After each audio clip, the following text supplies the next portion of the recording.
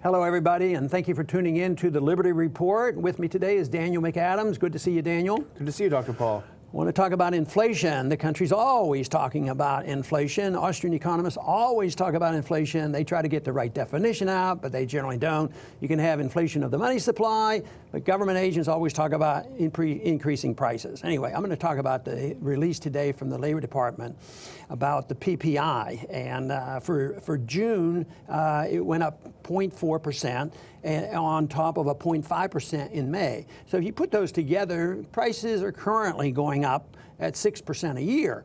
And of course, this is sort of what the Fed prays for. Oh, everything's going to be okay if we can get prices going up 2%, as if that's going to help the consumer. But anyway, that's their goal. And my point that I'd like to make on this is, yes, I think prices are going up, but I think they will come to a point where they're not going to be happy with this price inflation that they're seeing, because they don't think that it will ever occur again, and they don't think about it, that you can have inflationary depressions like Zimbabwe, where you have runaway inflation and deep depression. Mm-hmm. I don't think we're on the verge of that. But you also can have subtle, steady, harmful inflation that is in the middle of a recession. And this puts, I think, the Fed in a box. And one thing that I think the Fed is in trouble with is they claim, Yellen's been saying, we're going to raise them maybe 2 times this year and things are going well, and they're talking themselves into a healthy economy, although they fudge all these figures, all the employment figures, and also, so they're talking about raising these interest rates. But you can see, what might happen if the inflation is 2, 3, or 4%. That will make them put dampers on increasing rates, because that's when they're supposed to back off. And also, in the midst of a recession, that's also a reason why they can't raise interest rates. So I've sort of argued that I don't expect the Fed, to raise the interest rates, but time will tell. Yeah, I think we heard even, I saw something on Zero Hedge today from Janet Yellen, and she seemed to be hedging the terms a little bit. She was much more emphatic earlier this year about raising the rates, and now she said something like, if things keep going according to projections or something. Oh, they always cover themselves, and they work hard at preparing the markets. They believe now that they prepared the markets well enough for a little increase in interest rates, which, in theory, a fraction increase in the interest rate shouldn't hurt anything.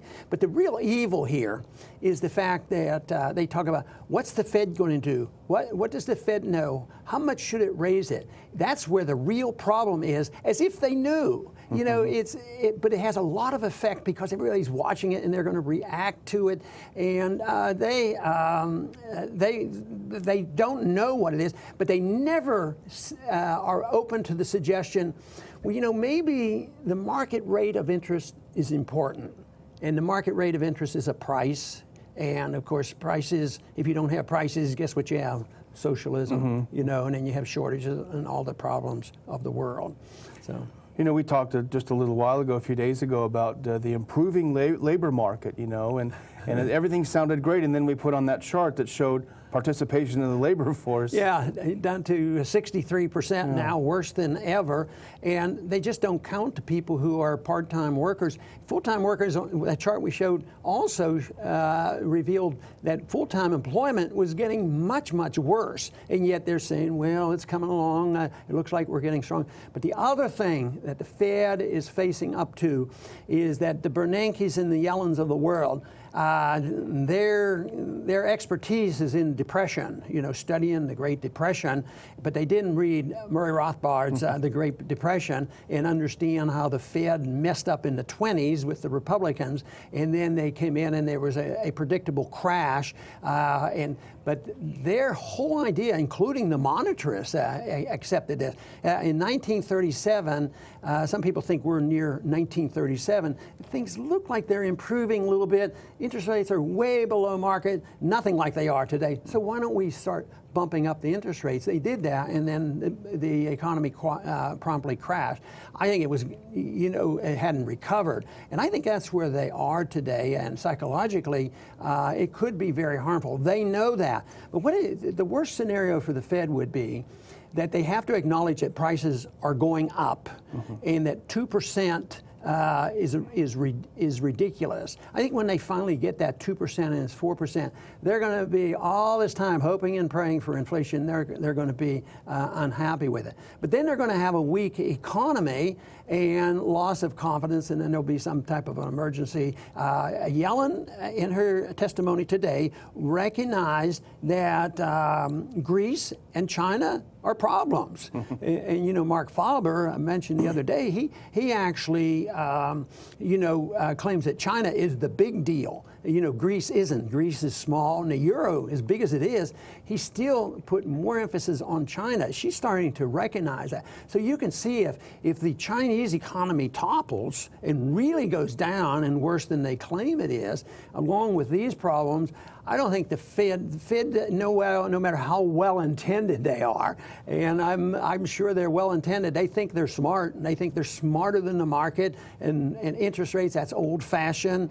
Well, I think what is old fashioned is dictatorships and money control and governments and control banking and interest rate. And in recent years, it's been central banking. The last 100 years, it's been universal central banking with a currency. None of them are backed. And of course, it's all based on the value of the dollar. So I'm not yet optimistic about what's going on, other than the fact that there's so much information out there that people are becoming skeptical of what's happening. And I think if they look at history, not just at this silliness of 1937 interest rate rise, but looking at history and finding out that central economic planning in the business cycle comes from a very precise source, and that is the Federal Reserve System and the central banks, whether it's our central banks or the European central banks, but all of these produce a problem. I want to thank everybody for tuning in today to the Liberty Report, and I am concerned that the Fed has no control whatsoever, and no matter what they do, it's going to make things worse. They can't control the rate of price increases. They can control the rate of monetary inflation, how many new dollars, but that's totally out of control. It's just not been discounted by the marketplace.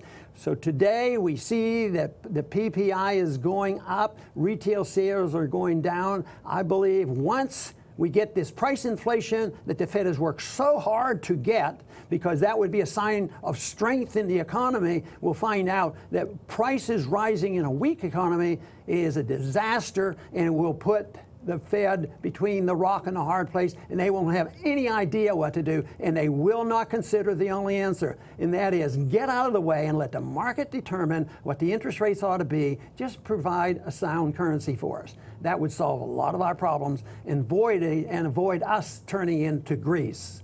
I want to thank everybody for tuning in today to the Liberty Report, and please come back soon.